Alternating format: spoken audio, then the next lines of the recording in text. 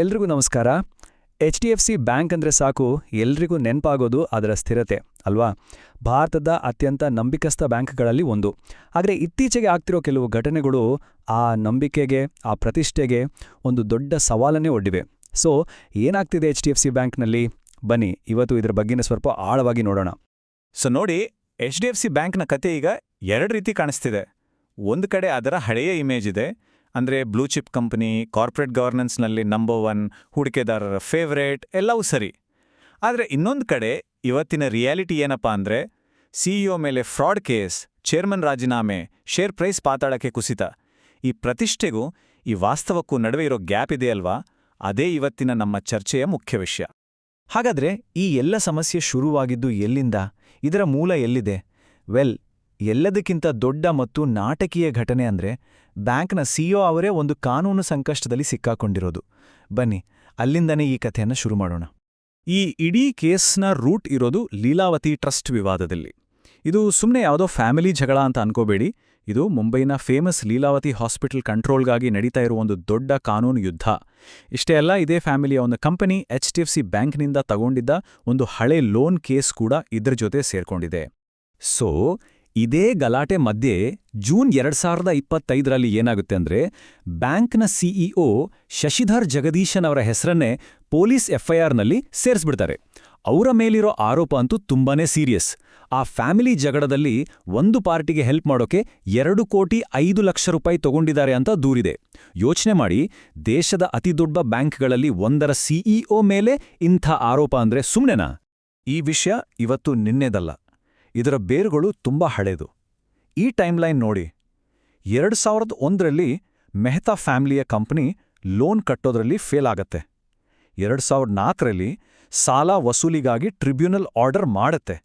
ಆದರೆ ನೋಡಿ, 20 ವರ್ಷಗಳಾದ್ಮೇಲೆ ಅಂದ್ರೆ 2025ರಲ್ಲಿ ಅದೇ ಹಳೆ ಲೋನ್ ಕೇಸ್ ಈಗಿನ CEO ಮೇಲೆ ಆರೋಪ ಮಾಡೋಕ್ಕೆ ಒಂದು ವೆಪನ್ ಥರ ಬಳಕೆಯಾಗ್ತಿದೆ.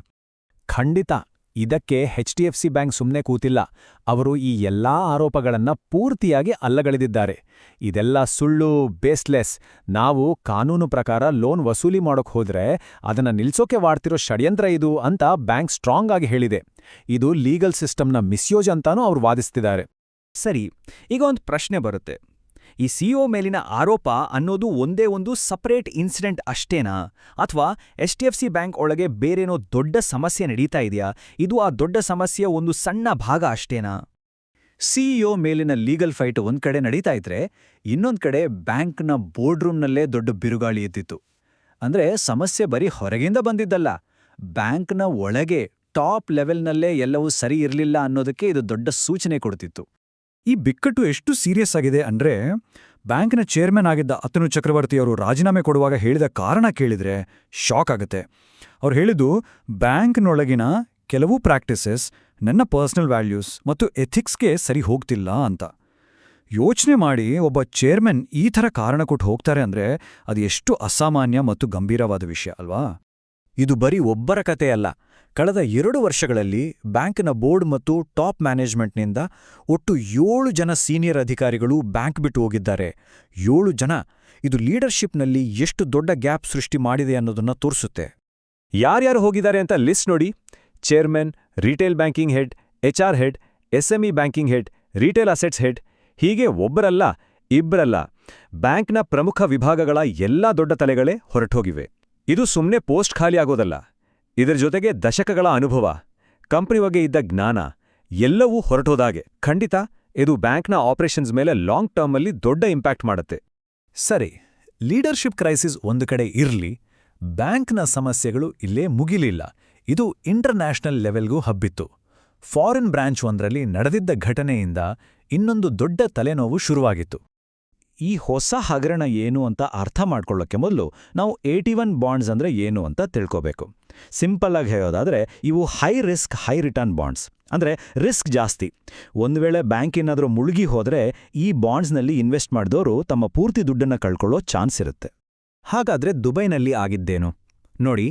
HDFCಯ ದುಬೈ ಬ್ರಾಂಚ್ ಈ ಹೈ ರಿಸ್ಕ್ ಇದ್ದ ಕ್ರೆಡಿಟ್ ಸ್ವೀಸ್ 81 ಬಾಂಡ್ಸನ್ನ ಇದು ಸೇಫ್ ಇನ್ವೆಸ್ಟ್ಮೆಂಟ್ ಅಂತ ಹೇಳಿ ಕಸ್ಟಮರ್ಸ್ಗೆ ಮಾರಿದೆ.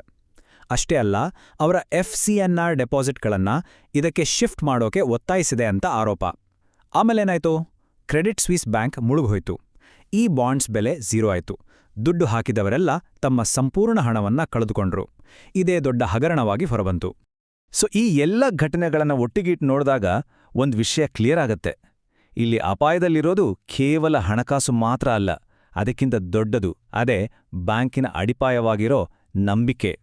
ಯಾವುದೇ ಫೈನಾನ್ಷಿಯಲ್ ಇನ್ಸ್ಟಿಟ್ಯೂಷನ್ಗೆ ಅದರ ರೆಪ್ಯುಟೇಷನ್ ಅಥವಾ ಪ್ರತಿಷ್ಠೆಗೆ ಅತಿದೊಡ್ಡ ಆಸ್ತಿ. ವರ್ಷಗಟ್ಲೆ ಕಷ್ಟಪಟ್ಟು ಒಂದು ಹೆಸರನ್ನ ಕಟ್ತಾರೆ, ಆದರೆ ಅದನ್ನ ಹಾಳ್ಮಾಡೋಕೆ ಒಂದೇ ಒಂದು ಸ್ಕ್ಯಾಂಡಲ್ ಸಾಕು. ಒಮ್ಮೆ ಕಸ್ಟಮರ್ಸ್ ಮತ್ತು ಇನ್ವೆಸ್ಟರ್ಸ್ನ ನಂಬಿಕೆ ಕಳೆದೋದ್ರೆ ಅದನ್ನ ಮತ್ತೆ ಗಳಿಸೋದು ತುಂಬಾನೇ ಕಷ್ಟ. ಈ ಎಲ್ಲಾ ಕ್ರೈಸಿಸ್ನ ಇಂಪ್ಯಾಕ್ಟ್ ಬರೀ ನ್ಯೂಸ್ ಪೇಪರ್ ಹೆಡ್ಲೈನ್ಸ್ನಲ್ಲಿ ಮಾತ್ರ ಇಲ್ಲ, ಅದು ರಿಯಲ್ ಆಗಿದೆ.